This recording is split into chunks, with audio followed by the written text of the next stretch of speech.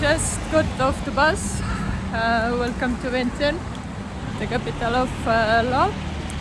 My first impressions are when we were getting into the town.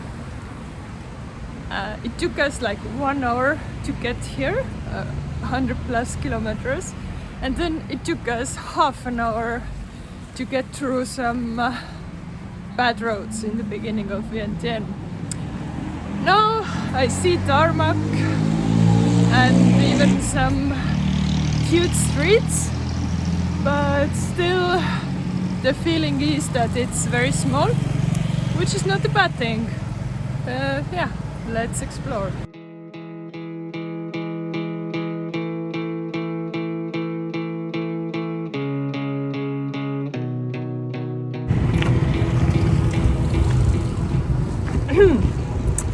Reporting from Vientiane, Laos. So, do you know these days when everything is just not happening for you? Like, it's total crap. Like, for example, now I'm filming and out of nowhere there is wind. So I already know how bad the sound will be. But let's start with the beginning. So in the morning I had booked my special bus, minivan, up to Vientiane, and I was there 8:40 because it had to take off from Van Vieng exactly at 9 a.m. So what happened was that we were taken to a big bus which was waiting, like the big bus was waiting to get full, and we were one of the first people there. At least 1 hour of waiting, and everybody was so chill, including me, of course. You couldn't see my inner rage. Everybody was just so chill. And then I was thinking, like the travelers, they really accept a lot of stuff, they are really chill. And then we got to Vientiane, and yeah, luckily we were dropped off at the city center. And then I got to my hostel, and usually they let you to check in a little bit earlier, but this guy, no, it didn't happen, so I had to wait for 2 hours. And then he was so slow, like the slowest person in the world, like really slow. And it's not only my opinion, like a lot of people have written this in their reviews. Super slow. It took ages to get checked in. I ordered food, which was good, but I don't feel like I have eaten anything. Then I got to my room, and the bed that he had slowly assigned me was not empty.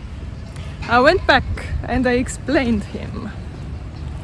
Maybe not slowly enough, because he didn't understand what I'm talking about, and he also didn't say he doesn't understand. He just didn't understand. And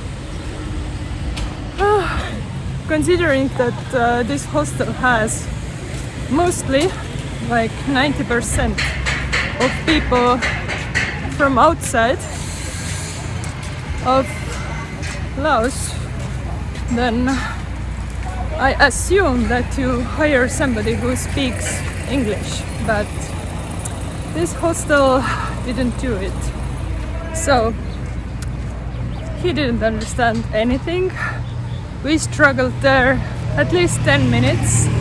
I told him a few times, just come with me, I'll show you. He didn't come with me. Then finally he came with me. I showed him, he understood. He said sorry. Then it took him next at least 2 minutes to assign me the right bed. And I got to my bed.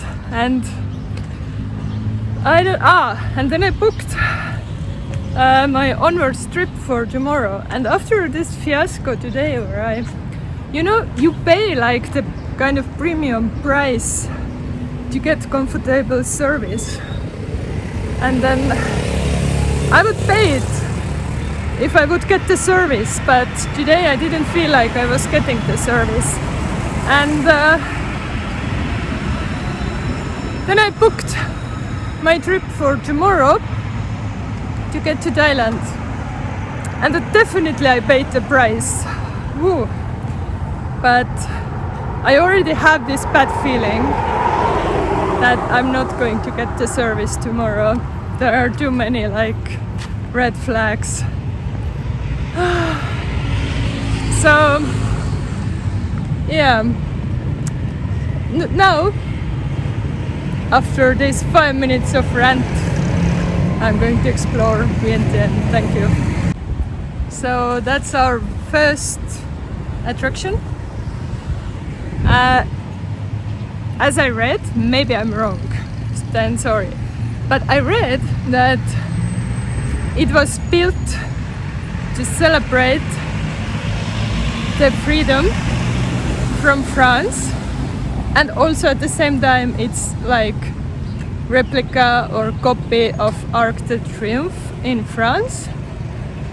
This is interesting concept.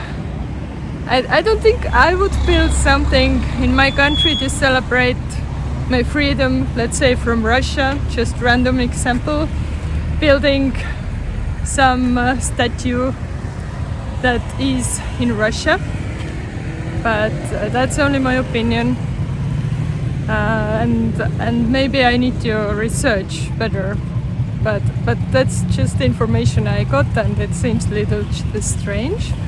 But let's see, let's check it out. I never believed in love at first sight, but then you went and caught my eye, and I knew right then this was the first night of the rest of my life. I was never really brave back then, but I'm glad I went and took my chance, and I see right now that was the first night of the rest of my life. Now I realize I was always supposed to find you. And now I realize it was always supposed to be you. It was always supposed to be. I was always supposed to find you. Always supposed to be. I was always supposed to find you.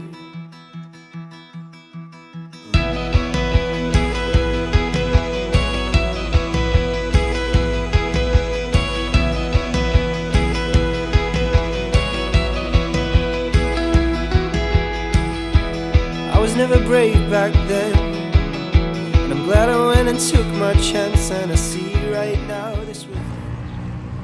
Wow.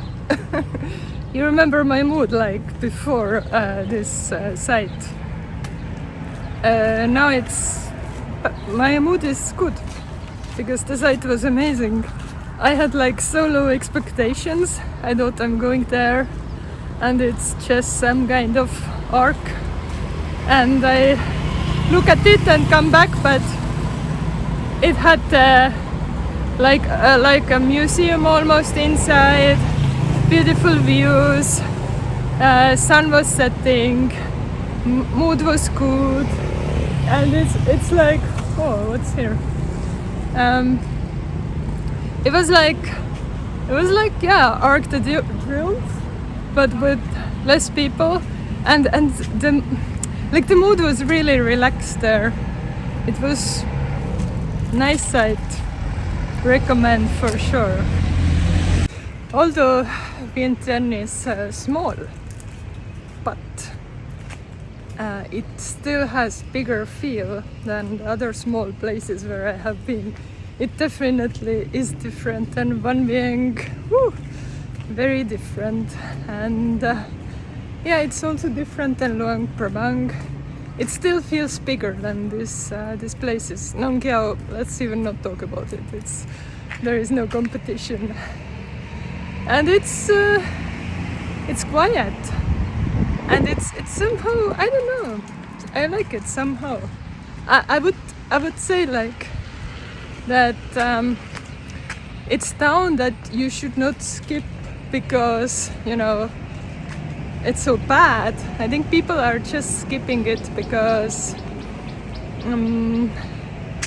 there is nothing like really special here, but at the same time just for a few days of chilling around, checking out the viewpoints, everything, or the attractions, it's perfect. And it's so like chill, and like I just, when I crossed the street right now and I didn't have any issues, it was like so easy. I just remembered Vietnam. I was like Laos is different. I have even now been to the capital, and I can say that if you really want to chill, come to Laos. If you want to experience crazy traffic, go to Vietnam.